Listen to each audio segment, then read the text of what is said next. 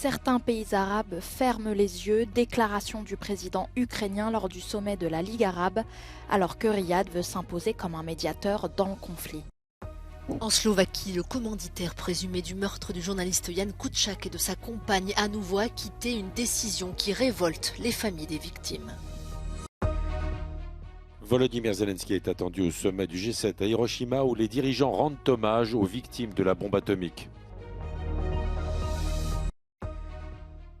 En Grèce, les partis politiques prononcent leur dernier discours avant les élections législatives de dimanche, un scrutin très peu suivi par la population.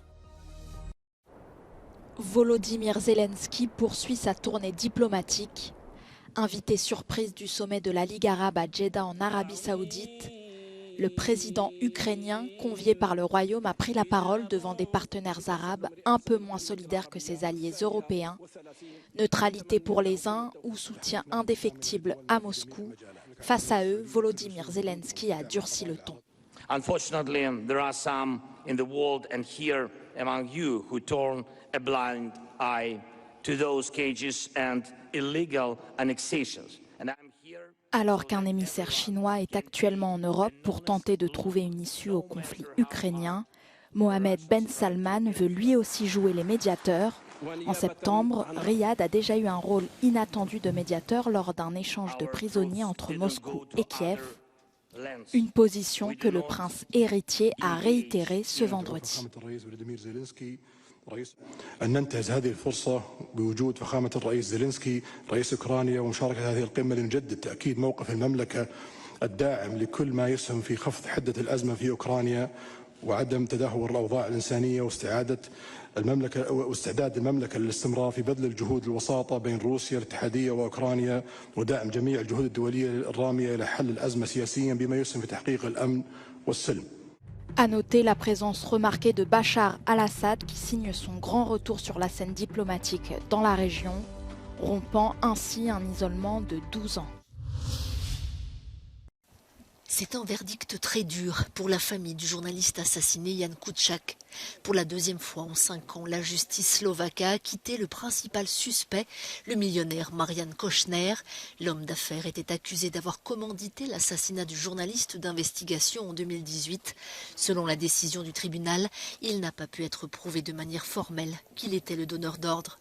En revanche, sa complice présumée, Alena Suzova, a, elle, été reconnue coupable et condamnée à 25 ans de prison. Lors du premier procès en 2020, les 2 suspects avaient été acquittés. Seul le tueur avait été condamné à 23 ans de prison. Jan Kuciak et sa compagne, Martina Kuznierova, 27 ans, avaient été abattus à leur domicile près de Bratislava. Le journaliste avait publié plusieurs articles sur la corruption et les relations suspectes de Marian Košner avec des responsables politiques du pays. Le double meurtre avait suscité un tollé international et plongé la Slovaquie dans la crise. Arman Soldin, mort en Ukraine, tué par missile russe. Daphne Caruana Galizia, Anna Politkovskaya ou encore Jamal Rasolji.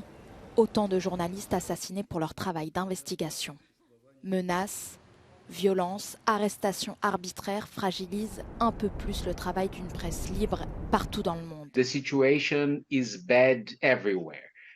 Because the new types of crimes, particularly the digital crimes, they are not circumscribed to a particular region or a particular country. We found that 85% of the world's population has experienced a downsize in their freedom of expression in the last 5 years. Selon l'un des derniers rapports de l'UNESCO sur la sécurité des journalistes en 2021, 36% d'entre eux qui ont été tués l'étaient sur un terrain de conflit. Une majorité donc est morte dans des zones de paix. Autre source d'inquiétude, le recul marqué de la liberté de la presse également en Europe.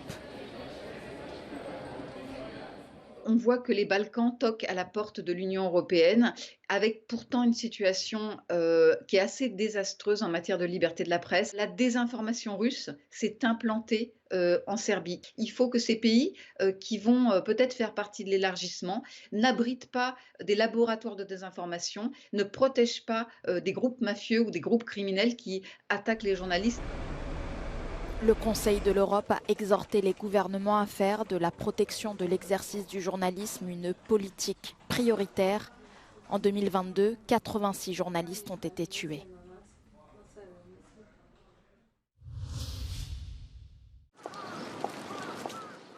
Les dirigeants du G7 ont rendu hommage aux 140 000 victimes de la bombe atomique qui a pulvérisé Hiroshima le 6 août 1945. Le Premier ministre japonais a lui-même des racines familiales à Hiroshima et il aimerait mettre le désarmement nucléaire à l'ordre du jour. Fumio Kishida souhaite un nouvel engagement à ne pas utiliser les armes nucléaires et imposer la transparence sur les stocks. L'Ukraine reste néanmoins le sujet numéro 1 des discussions et Kiev a confirmé la venue au Japon du président ukrainien. Après sa tournée européenne, Volodymyr Zelensky devrait notamment s'entretenir avec le président américain Joe Biden. Quelques centaines de pacifistes ont manifesté dans les rues d'Hiroshima pour dénoncer la tenue du sommet. Les manifestants y voient une réunion impérialiste et protestent contre la livraison d'armes à l'Ukraine qui, selon eux, est contre-productive. La manifestation mettait également en garde contre le risque d'un conflit avec la Chine.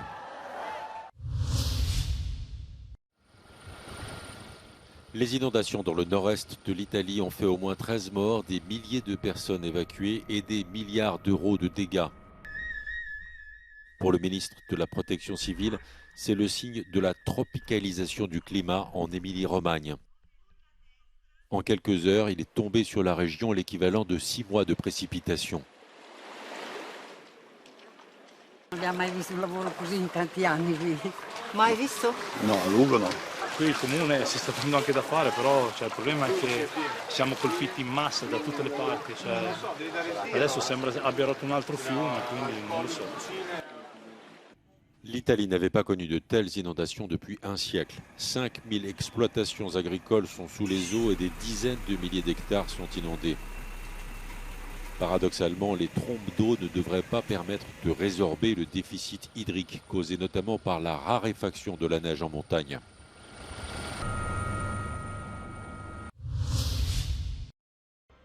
En Grèce, dernière ligne droite avant le verdict des urnes. À 3 jours des élections législatives, le Premier ministre Kyriakos Mitsotakis tente le tout pour le tout. Ce jeudi à Thessalonique, dans le nord du pays, il défend le bilan de son gouvernement et multiplie les attaques contre le candidat de la gauche, Alexis Tsipras. Σήμερα κόβει ξανά 83 δις από το λεφτόδεντρο και ζητά ο αθεόφοβος δικαιοσύνη παντού. Παντού εκτός από δίπλα του, όπου έχει το καταδικασμένο 13-0 στο ειδικό δικαστήριο Νίκο Παπά. Το ερώτημα της Κυριακής είναι από τώρα μπροστά μας. Θέλουμε σταθερότητα ή άγνωστες περιπέτειες. Με λίγα λόγια, προτιμάμε κυβέρνηση Νέας Δημοκρατίας και Πρωθυπουργό Μητσοτάκη ή κυβέρνηση ΣΥΡΙΖΑ και Πρωθυπουργό Τσίπρα. Η επιλογή πλέον περνά στα δικά σας χέρια. À Athènes, Alexis Tsipras a tendu la main aux partis de gauche pour former une coalition et appeler les citoyens à mettre fin au cauchemar conservateur. Ζητάμε λοιπόν σήμερα με εντιμότητα και με ανοιχτή καρδιά από τον ελληνικό λαό όχι μια δεύτερη ευκαιρία για να κυβερνήσουμε, αλλά την πρώτη ευκαιρία να κυβερνήσουμε με βάση το πρόγραμμά μας, με βάση τα θέλω μας και όχι τα πρέπει, χωρίς μνημόνια, χωρίς καταναγκασμούς, χωρίς την Τρόικα, χωρίς το Σόιμπλε, χωρίς όλους αυτούς που μας επέβαλαν την πολιτική τους. Να λοιπόν τι σημαίνει ψήφο στο ΣΥΡΙΖΑ και αλλαγή. Σημαίνει αύξηση μισθών, μείωση τιμών, ρύθμιση χρεών και ένα δίκαιο, αποτελεσματικό, ισχυρό κοινωνικό κράτος δίπλα στον πολίτη. Αυτό σημαίνει ψήφο στο ΣΥΡΙΖΑ και αλλαγή. Beaucoup de commentateurs estiment que ces élections sont les plus incertaines de l'histoire de la Grèce. La Grèce se rend aux urnes dimanche pour ses élections nationales, à un moment où les prix élevés des denrées alimentaires et le coût de la vie sont devenus la principale préoccupation des électeurs grecs, selon les derniers sondages. Pour Bruxelles, la situation économique semble bien loin de la période sombre des programmes de sauvetage et des douloureuses mesures d'austérité. Aujourd'hui, la croissance de l'économie grecque est l'une des plus rapides de la zone euro, mais la discipline budgétaire restera un élément clé pour le vainqueur des élections. Essentially, Greece has weathered these last two extraordinary crises, COVID and energy, pretty well, maybe better than the European average. And the government has succeeded in keeping fiscal policy under control. And it is now reaping the benefits of that discipline. Si la Grèce a regagné la confiance de l'Union européenne sur le plan économique, ce n'est pas le cas en ce qui concerne la qualité de l'état de droit. L'image du gouvernement a été ternie à l'étranger par ce que l'on appelle le Watergate grec, où des hommes politiques, des journalistes et des hommes d'affaires ont été surveillés par les services secrets grecs, ce que nie le gouvernement. Have been essentially obstructing the activity of the independent agency that is supposed to do the checks on who is on the surveillance list, for example. And it takes several years before people are informed after the monitoring is done.